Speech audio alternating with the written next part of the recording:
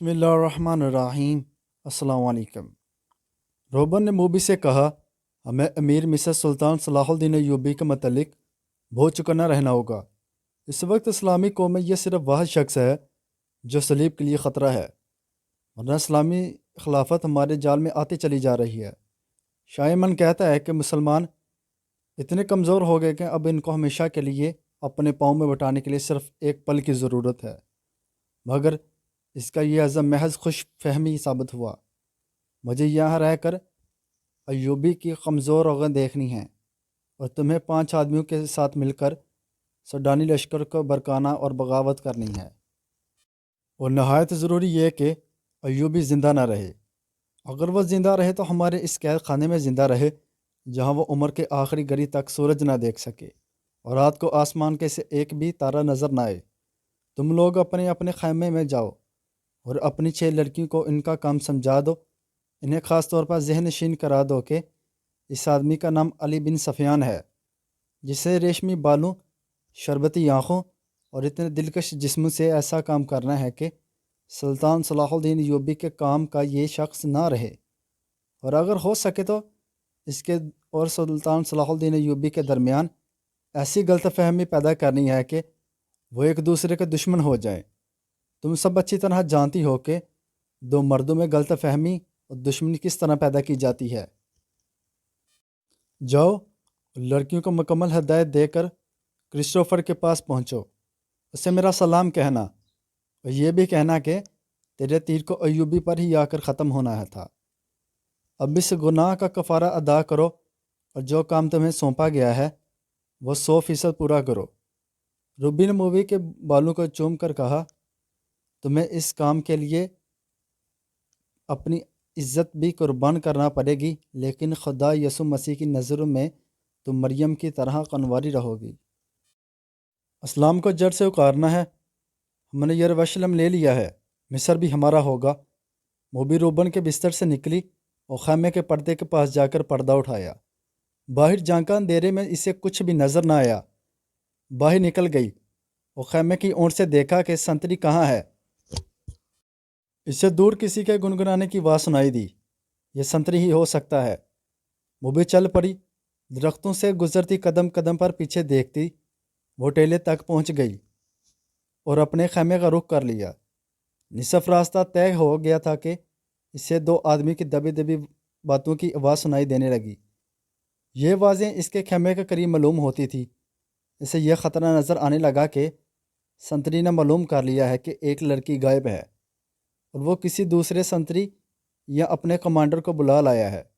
اس نے سوچا کہ خیمے میں جانے کے بجائے ان 5 ساتھیوں کے ساتھ چلی جائے جو مراکشی تاجروں کے بیس میں کوئی 1.5 میل دور خیمہ زن تھے، مگر اسے یہ بھی خیال آیا کہ اس کی گمشدگی سے باقی لڑکیوں پر مصیبت آ جائے گی۔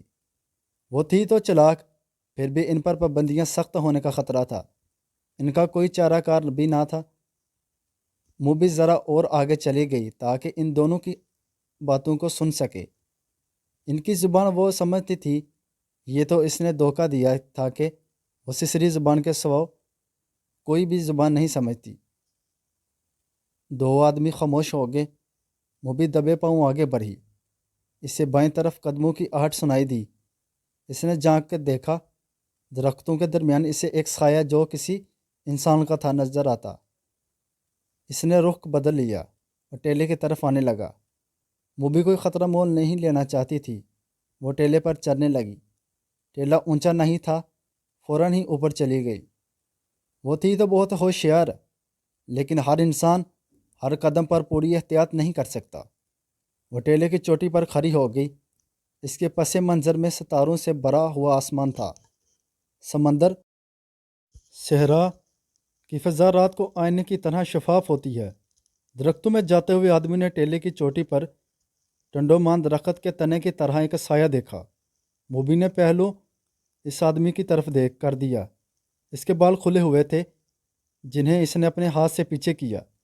اس کی ناک کا ابار تاریکی میں ابھی راز کو فاش کرنے لگا۔ یہ آدمی سنتریوں کا کمانڈر تھا۔ وہ آدھی رات کے وقت کیمپ کے گشت پر نکلا اور سنتریوں کو دیکھتا پھرتا یہ سنتریوں کی تبدیلی کا وقت تھا۔ کمانڈر اس لیے زیادہ چوکس تھا کہ سلطان نے ایوبی 3 سالاروں کے ساتھ کیمپ میں موجود تھا۔ سلطان ڈسپلن کا بڑا ہی سخت تھا۔ ہر کسی کو ہر لمحہ خطرہ لگا رہتا کہ سلطان رات کو اٹھ کر گشت پر نہ آ جائے۔ کمانڈر سمجھ گیا کہ ٹیلے پر کوئی لڑکی کھڑی ہے۔ اسی شام کمانڈر کو خبردار کیا گیا تھا کہ صلیبیوں نے جاسوسی اور تخریب کاری کے لیے لڑکیوں کو استعمال کرنا شروع کر دیا۔ یہ لڑکیاں صحرائی خانہ بدوش بہروپ میں ہو سکتی ہیں اور ایسی غریب لڑکیوں کے بیس میں جو فوجی کیمپوں میں کھانے کی بھیک مانگنے آتی ہیں، اور یہ لڑکیاں اپنے آپ کو مغویہ اور مظلوم ظاہر کر کے پناہ مانگ سکتی ہیں۔ کمانڈروں کو بتایا گیا تھا کہ آج رات 7 لڑکیاں سلطان کی پناہ میں آئی ہیں، جنہیں بظاہر رحم کر کے مگر انہیں متشبہ سمجھ کر پناہ میں لے لیا گیا ہے۔ اس کے کمانڈر نے یہ احکام سن کر اپنے ایک ساتھی سے کہا تھا، اللہ کرے ایسی کوئی لڑکی مجھ سے پناہ مانگے، اور وہ دونوں ہنس پڑے تھے۔ اب بعد آدھی رات کے وقت سارا کیمپس سو رہا تھا۔ اس سے ڈیلے پر لڑکی کا حلیہ نظر آ رہا تھا۔ پہلے تو وہ ڈرا کہ یہ چڑیل یا جن ہو سکتا ہے، اس لیے سنتریوں کو لڑکیوں کے خیمے پر کھڑا کر کے اس نے بتایا تھا کہ اندر 7 لڑکیاں ہیں۔ اس نے پردہ اٹھا کر دیکھا تو دیے کی روشنی میں اس کے 7 بستر نظر آ رہے تھے۔ یہ ہر لڑکی نے منہ بھی کمبلوں میں ڈانپ کر رکھا تھا۔ اس نے اندر جا کر نہیں دیکھا کہ 7 بستر خالی ہیں، اور اس پر کمبل ایسے لپٹ رکھے تھے کہ جیسے ان کے نیچے لڑکیاں سوئی ہوئی ہوں۔ اس نے اندر جا کے یہ نہیں دیکھا کہ 7واں بستر خالی ہے، اور اس پر کمبل اس طرح رکھا گیا ہے کہ جیسے ان کے نیچے لڑکی سوئی ہے۔ اس سے معلوم نہیں تھا کہ 7ویں لڑکی ٹیلے پر اس کے سامنے کھڑی ہے۔ وہ کوئی دیر سوچتا رہا کہ اس کی آواز دے یا اس تک خود جائے۔ اگر وہ جن یا چڑیل ہے تو اس کے غائب ہونے کا انتظار کرے۔ تھوڑی سی دیر کے انتظار کے بعد بھی لڑکی غائب نہ ہوئی، بلکہ وہ 3 قدم آگے چلی اور پھر پیچھے کو چل پڑی اور پھر رک گئی۔ کمانڈر، جس کا نام فخر المصری تھا، آہستہ آہستہ ٹیلے تک گیا اور کہا، کون ہو تم؟ نیچے آؤ۔ لڑکی نے ہرن کی طرح چوکڑی بڑی اور ٹیلے کی دوسری طرف اتر گئی۔ فخر المصری کو یقین آ گیا کہ یہ کوئی انسان ہے، جن چڑیل نہیں۔ وہ تندو من یعنی طاقتور مرد تھا۔ ٹیلا اونچا نہیں تھا۔ وہ لمبے لمبے ڈگ بڑھتا ٹیلے پر چڑھ گیا۔ ادھر بھی اندھیرا تھا۔ رات کی خاموشی میں اس لڑکی کے قدموں کی آہٹ سنائی دی۔ وہ ٹیلے سے دوڑتا اترا اور لڑکی کے پیچھے گیا۔ لڑکی اور اب فخر اور اس کی لڑکی کے درمیان فاصلہ بہت کم تھا، لیکن فخر مرد تھا، فوجی تھا، چیتے کی رفتار سے دوڑ رہا تھا۔ ٹیلے کے پیچھے اونچی نیچی زمین، خشک جھاڑیاں اور کہیں کہیں کوئی درخت تھا۔ بہت سارا دوڑ کر فخر المصری نے محسوس کیا کہ اس کے آگے تو کوئی نہیں۔ اس نے رک کر ادھر ادھر دیکھا۔ اسے اپنے آگے پیچھے یا دائیں بائیں کوئی لڑکی کے قدموں کی آہٹ سنائی دی۔ وہ تربیت یافتہ لڑکی تھی۔ جہاں اسے حسن اور شباب کی استعمال کی تربیت دی گئی تھی، وہاں اسے فوجی کی ٹریننگ بھی دی گئی تھی اور خنجر زنی کے داؤ بھی سکھائے گئے تھے۔ وہ ایک درخت کی اوٹ میں چھپ گئی تھی۔ فخر آگے گیا تو وہ دوسری طرف دوڑ پڑی۔ یہ تعاقب آنکھ مچولی کی مانند تھا۔ فخر کو اندھیرا پریشان کر رہا تھا۔ موبی کے قدم خاموش ہوتے جاتے تو وہ رک جاتا، قدموں کی آواز سنائی دیتی تو وہ دوڑ پڑتا۔ غصے سے وہ بولا ہوتا جا رہا تھا۔ اس نے یہ جان لیا تھا کہ یہ کوئی جوان لڑکی ہے۔ اگر بڑی عمر کی ہوتی تو اتنی تیز اور اتنا زیادہ نہ بھاگ سکتی۔ اس میں فخر 2 میل فاصلہ طے کر گیا۔ موبی نے جھاڑیوں اور اونچی نیچی زمین سے بہت فائدہ اٹھایا۔ اس کے مرد ساتھیوں کا ڈیر قریب آ گیا تھا۔ وہ دوڑتی ہوئی وہاں تک جا پہنچی۔ اس نے اپنے آدمیوں کو آواز دی۔ وہ گھبرا کے جاگے اور خیمے سے باہر آئے۔ ایک نے مشال جلا لی۔ یہ ڈنڈے کے سرے پر لپٹے ہوئے کپڑے تھے۔ ان کی آگ کی روشنی بہت زیادہ تیز ہوتی ہے۔ فخر نے تلوار نکالی اور ہانپتا کانپتا ان کے سامنے جا کھڑا ہوا۔ اس کو دیکھا کہ یہ 5 آدمی لباس سے صفری تاجر نظر آ رہے تھے اور مسلمان لگتے ہیں۔ لڑکی ان میں سے ایک کی ٹانگوں کو دونوں بازو میں مضبوطی سے پکڑی بیٹھی ہوئی تھی۔ مشال کے ناچتے پہر میں اس کے چہرے پر گھبراہٹ اور خوف نظر آ رہا تھا۔ اس کا سینہ ابھرا اور بیٹھا رہا تھا۔ اس کی سانسیں بڑی طرح اکھڑی ہوئی تھیں۔ یہ لڑکی میرے حوالے کر دو، فخر المصری نے حکم کے لہجے میں کہا۔ یہ ایک نہیں ہے، یہ ایک آدمی نے التجا کے لہجے میں جواب دیا۔ ہم نے تو 7 لڑکیاں آپ کے سلطان صلاح الدین ایوبی کے حوالے کی ہیں، آپ اسے لے جا سکتے ہیں۔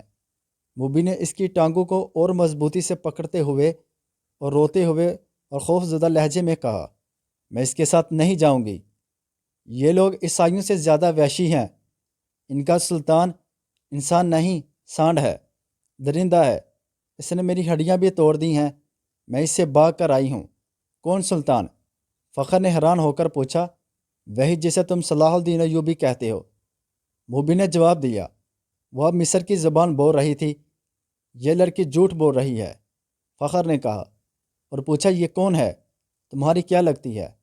اندر آ جاؤ دوست، باہر سردی ہے۔ ایک آدمی نے فخر المصری سے کہا، تلوار نینام میں ڈال لو، ہم سے آپ کو کیا خطرہ؟ آؤ اس لڑکی کی بات سن لو۔ اس نے آہ بھر کر کہا، میں آپ کے سلطان کو مرد مومن سمجھتا تھا۔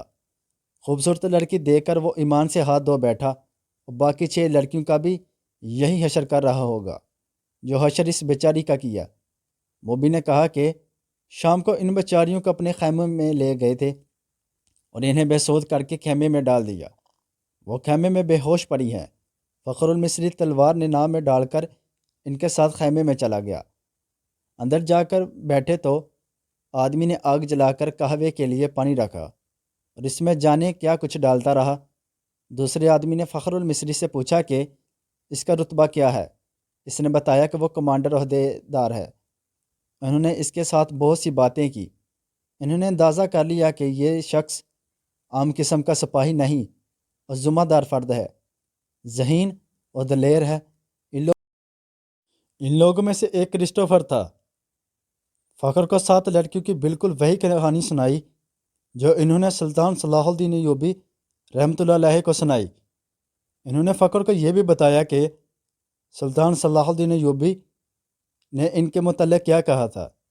ان لڑکیوں نے سلطان کو پیشکش بھی کی تھی کہ وہ اپنے گھروں کو واپس نہیں جا سکتی اور عیسائیوں کے پاس بھی نہیں جانا چاہتی، اس لیے وہ مسلمان ہونے کو بھی تیار ہیں، بشرطیہ کہ کوئی اچھے رتبے والے عسکری ان کے ساتھ شادی کر لیں۔ ہم نے سنا تھا کہ سلطان صلاح الدین ایوبی کردار کے لحاظ سے پتھر ہیں۔ ہم ہر روز سفر پر رہنے والے تاجر ہیں، انہیں سلطان کے حوالے کر دیا گیا، مگر سلطان نے اس لڑکی کے ساتھ جو سلوک کیا وہ اس کی زبانی سن لو۔ فخر المصری نے لڑکی کی طرف دیکھا تو لڑکی نے کہا، ہم بہت خوش تھیں کہ خدا نے ہمیں ایک فرشتے کی پناہ دی ہے۔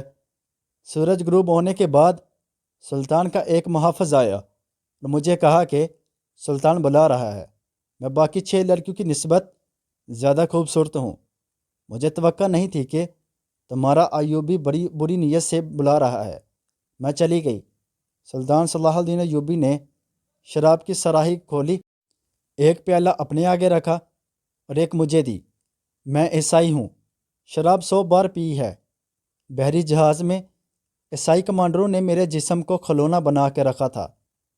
سلطان صلاح الدین ایوبی بھی میرے جسم کے ساتھ کھیلنا چاہتا تھا، لیکن ایوبی کو میں فرشتہ سمجھتی تھی۔ میں اس کے جسم کو اپنے ناپاک جسم سے دور رکھنا چاہتی تھی، مگر وہ ان عیسائیوں سے بدتر نکلا جو مجھے بحری جہاز میں لائے تھے، اور جب ان کا جہاز ڈوبنے لگا تھا تو انہوں نے ہمیں ایک کشتی میں ڈال کر سمندر میں اتار دیا۔